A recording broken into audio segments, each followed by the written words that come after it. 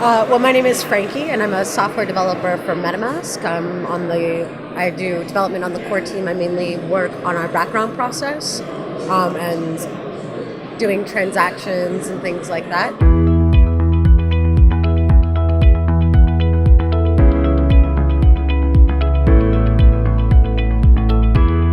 That's cool. I mean, MetaMask is probably one of the most famous things in the Ethereum space. Like, it's if you are like the dApp user or the dApp creator, it's the way to go to integrate with the blockchain. So, what are the biggest challenges of working with the MetaMask, so such a kind of used tool in the space? The biggest challenges that I see working in MetaMask is probably scaling. We were originally, for a while, we were a 4-person team. All right. And then we were a 5-person team, all developers.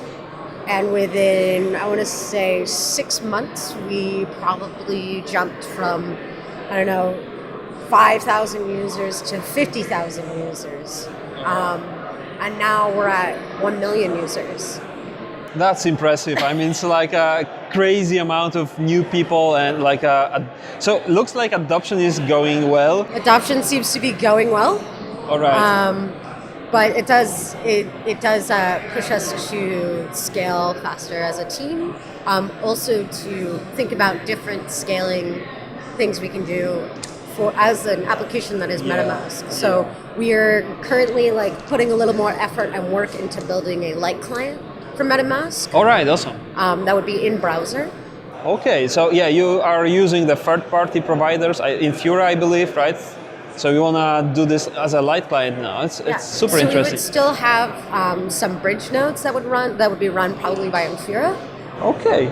So they would run bridge nodes, and we would use that to talk in the rest of our light client and get the state. All right. Yeah, sounds super awesome. We currently working with Piper Miriam on Ethereum Alarm Clock. Mm-hmm. So it's a protocol for scheduling the transactions on the Ethereum network. So can you envision how this could actually, change the ecosystem of the Ethereum? Because scheduling wasn't really, available, out of the box. So any your thoughts on that? I guess if I were to just off the top of my head, I'm sure that scheduling alarm clocks would be good for subscriptions and subscription model applications where you want to have a subscription and pre-signed transactions or pre-allocated transactions that would go off and go through the network. Although as far as bringing that into MetaMask, we don't have that on our roadmap right now. Although we've definitely gotten asked by Piper Miriam before in the past to do it.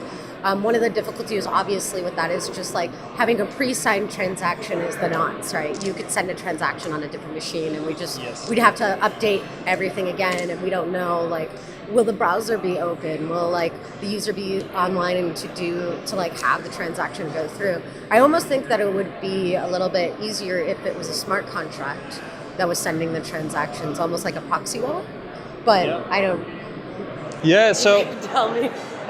So it's like a mix of on-chain things and off-chain things. So you schedule a transaction which is effectively deployed as a smart contract on a network, on an on-chain thing, and then you have what we are building,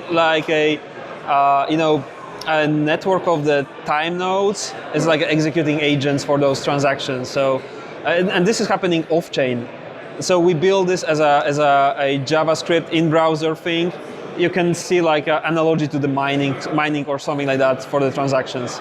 That's why we thought maybe MetaMask, which is effectively a wallet in browser, could do that as well. But we'll see. We definitely can discuss more details later on.